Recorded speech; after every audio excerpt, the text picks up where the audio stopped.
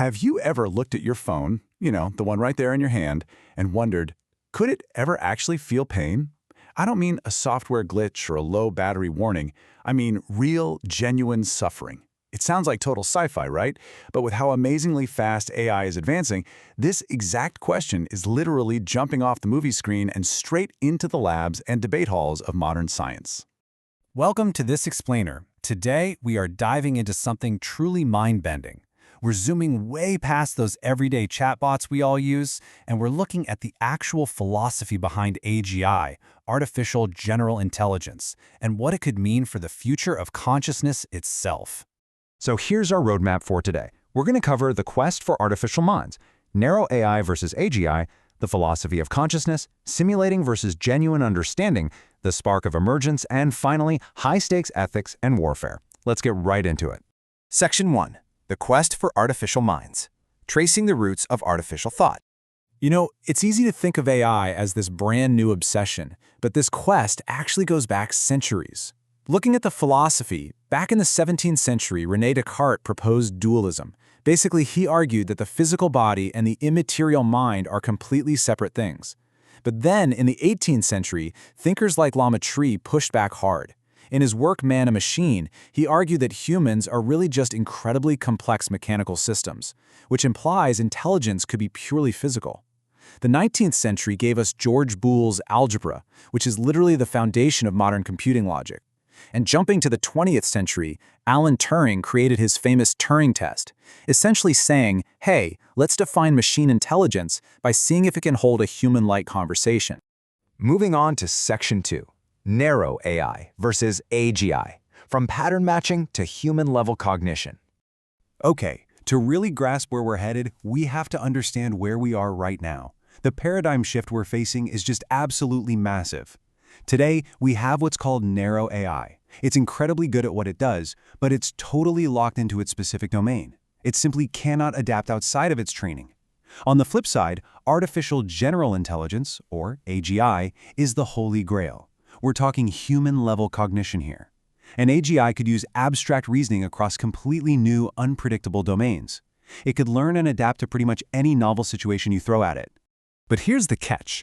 Getting to AGI isn't just about slapping in more processing power. It brings up some huge philosophical hurdles. Take the symbol grounding problem, introduced by Stephen Harnott. Think about it. How do symbols inside a computer actually acquire real meaning? Sure, an AI can crunch millions of data points about the word apple. It knows the color, the shape, the genetic makeup, but can a machine ever genuinely understand what an apple is if it has never physically tasted one? Without that real-world sensory experience, is it all just highly advanced pattern matching? Which brings us to Section 3. The Philosophy of Consciousness. The hard problem of the mind. So, say we actually build an AGI. Could it actually be conscious, or is it just faking it? This hits on the core of the whole issue, qualia. Qualia is that raw, subjective, felt quality of an experience. It's not just measuring the wavelength of light. It's what it actually feels like for you to see the color red. It's the inner sensation of pain or joy.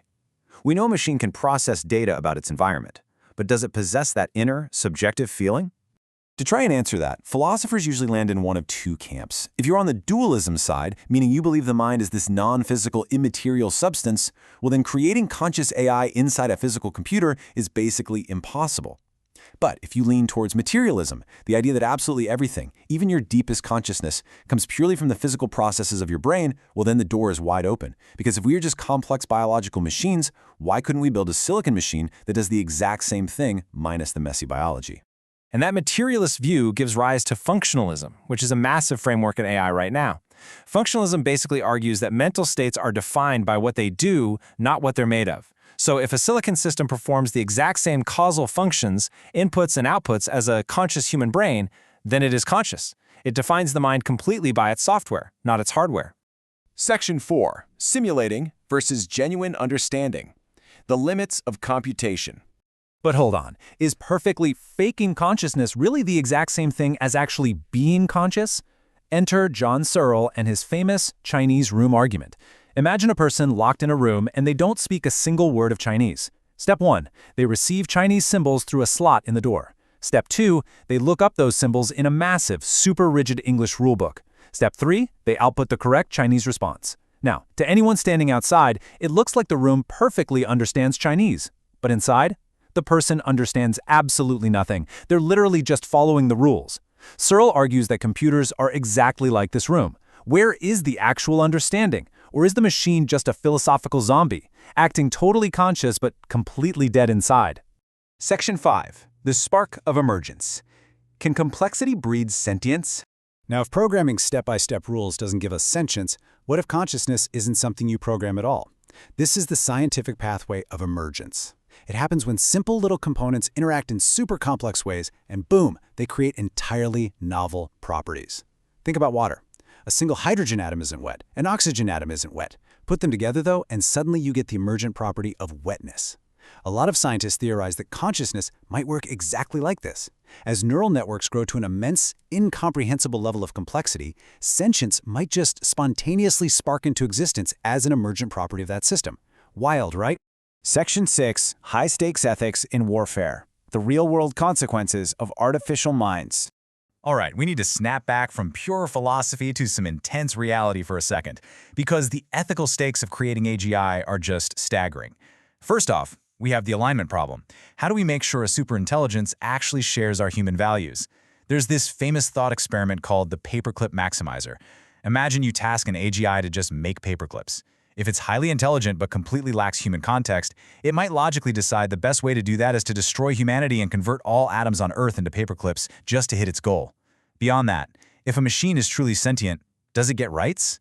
Not to mention, we're looking at unprecedented global job displacement and the huge risk of AGI amplifying our own societal data biases on a terrifying scale. And the military realities are even more urgent. We are looking at lethal autonomous weapon systems capable of selecting and engaging targets entirely without human intervention.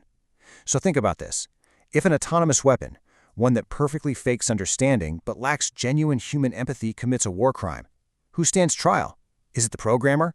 The commander? The machine itself? Plus, because machines process data instantly, there's a severe risk of rapid accidental escalation in conflicts, basically pushing us into a highly destabilizing global AI arms race. We are standing on the edge of a new frontier right now. We're crossing the boundary from mere silicon to potential sentience, which leaves us with one final, pretty profound question to chew on today. If we successfully build machines that can completely outthink us and possibly even feel, will our very definition of life actually survive our own creations? Thank you so much for joining me on this explainer. Keep learning, keep questioning, and I'll catch you next time.